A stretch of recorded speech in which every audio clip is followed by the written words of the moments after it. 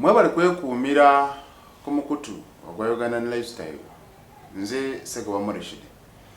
Twolekera akalulu ka 2026 era omwaka ogujja mu January buli muntu ajja kugenda amaso n'okubeera nga alonda oyo gwayagala okumukiikira mu parliament oba ku bukulembeze bw'eggwanga. Twalaba Sheikh Burhan Kiti ono CDF kigambibwa nti yagenda amaso n'okubeera nga amulabula ku ngeri gye yeeyingizaamu mu nsonga ez'obyobufuzi. Ono oyinza omugeraageranya ku basajja babaddewo abasiraamu nga wolaba omugenzi Sheikh Muzata Bate n'abalala bangi, naye munnange ayina ddaawa wagenda amaso n'okubeera nga awa abakkiriza naye abanyumira nnyo, era ebigambo ebitambula nnyo naddala ku mukutu mugatta abantu ogwa TikTok, Facebook n'emirala mingi nnyo.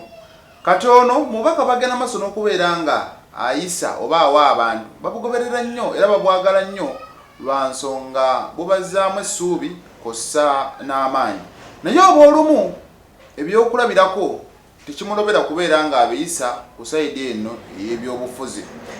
Kati ono bwe yabadde agenda amaso n'okubeera nga abuulira, yasobodde okuba nga abantu ababuulira ku nsonga y'okusukkulumya omuntu omu ku mulala, era ekizampo yabatandikiddeko okubeera nga abawa eya President wa NUP Robert Kyagulanyi Ssentamu ne MP wa munisipaali y'e Mukono Betty Nambooze Bakireke. Nonno bw'ati bwe yasobodde okuba nga annyonnyola ensonga ze. Nze ebyokuyiga n'ebyokulabirako obuzibu bwenfuna mbiina eno mu bannabyabufuzi. Nyina ebyokuyiga ng'okkiriza n'okkakkanira ddala nti Allah asobola okugenda mu bayimbi najjayo omuyimbi ogwo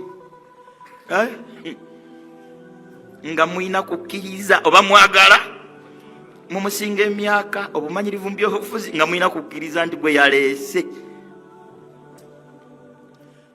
Nambooza Allah mulungamye yakkiriza kyakavukako ngasinga emyaka n'obumanyirivu mu byobufuzi, naye ye principle bw'owakana nga Allah akkiriza nga Allah alina watadde emikisa gye mu mbeera yonna, bw'owakana gy'osibira wansi eri.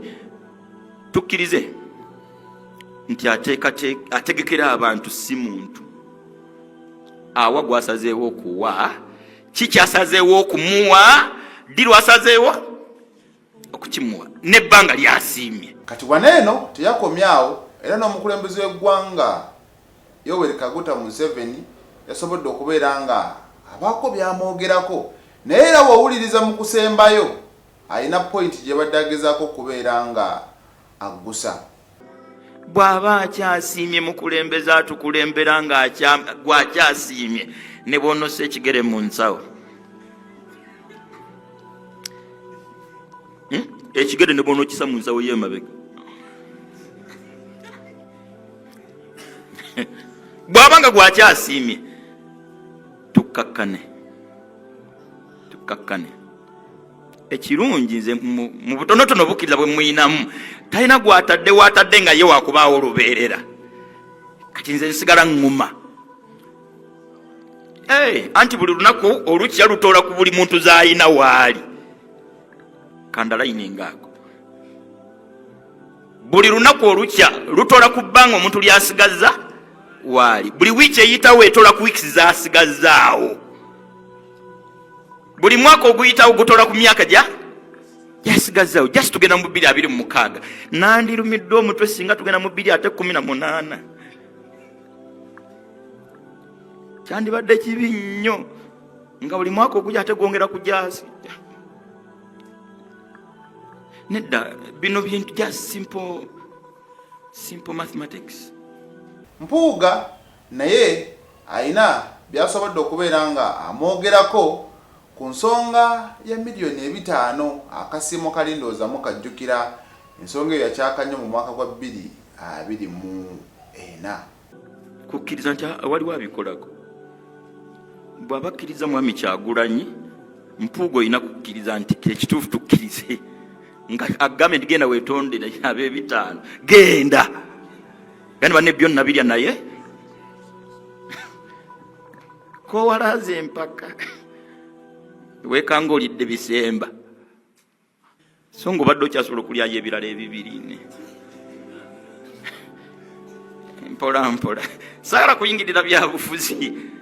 Ensonga eneyo okukkiririza mu bwomu bwe yatutonda ekigambo la ilaha illallah. Wamu n'ebyo bw'atyo wasobodde okubanga munnange abuulira g'oba okiraba okiyizeemu ki. Bwe kityo ne mu bulamu bw'ensi eno buli muntu Katonda abaako ne kyamusukkulumya ku balala.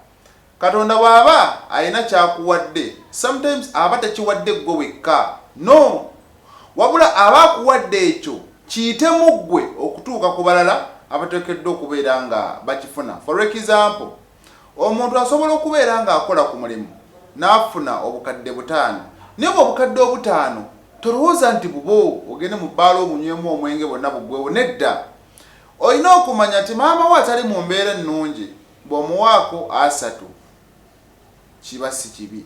Abaana bo bw'obazza ku ssomero ne basoma si kibi. Mukyalawo n'asiba kaviiri olugoye n'okufaanana obulungi, ate n'ab'amakaago okubaliisa ekyo kye bateekeddwa okubeera nga balya, obukopi n'obuteeka ku bbali. Ekirala, bw'osanga omuntu ng'azitoowereddwa n'akugamba munnange nnyambisaayo omutwalo, ng'okimanyi olinamu obukadde 5, ogwo omutwalo kisoboka okuba nga eyakuwadde 5 ye yabadde ayagala otaleko omutwalo ate ogweyambise munno atalina. Kitegeeza sente bwe bazikuwa si zizo wekka, wabula gwe mukutu, gwe distributor ateekeddwa okumanya kati nfunye nnyingi kanguleko emmotoka, n'owemmotoka n'afuna akasente nga kayitamu ggwe, so si ggwe, kubanga buli kimu onyigiriza abantu. Bw'oyita abantu okuzimbira ng'obaluma ssente, bakuwadde ssente ozimba amaka osulemu weeyagale, naye wakati mu kuzikuwa olina osasula abazimbi, olina osasula abakozi bonna. Akasente ako k'ofunye babeere nga bakafunyeeko ka percentage akatono, ng'obagambye nyabasasulira e Kampala tobasasudde, abaana bo tebasoma. Kitegeeza ssente ezo teziriba na mugaso, gwe walowooza nti zizo naye ate teziba zizo, wabula gwe Katonda gw'aba asazeewo okuyitamu oyambe abantu abalala abali mu mbeera etali nnungi. Ekyo naffe kansube nti kituwe ekyokuyiga mu bulamu bw'ensi. Ensi tetwemazaamu kubanga sente bipapula, leero obirina enkyovaawo ate omulala n'aba nabyo. Naye Katonda ng'omukisa kyakukuwadde okuba nti ebipapula ebyo gwabirina, bikozese mu nkozesa ennungi. Lwaki neewola sukaali nga naye nina akakadde mu nnyumba, nga olw'okuba njanyigiriza oli mulume ne bemusasula, muwe addeyo asuubule sukaali omulala aze abaana ku ssomero naye asobole okwetuusaako bye yeetaaga. So okubuulira okwo kubadde kulungi okukulaga nti Katonda bw'akusukkulumya ku balala mukkirize ndi kituufu ono Katonda amusukkulumizza, nawe gwasukkulumizza ate osobole okubeera nga bano abali wansi mwattu obalabanga abantu. Y'ensonga lwaki ennaku zino abavubuka bagamba gundi yalina amasannyalaze, bw'ogenda gy'ali nti yampadde ku masannyalaze. Kitegeeza okusitula kikuyambako naawe okusitula abalala, so si kwegulumiza wekka. Kale yenze Murshid Ssegawa.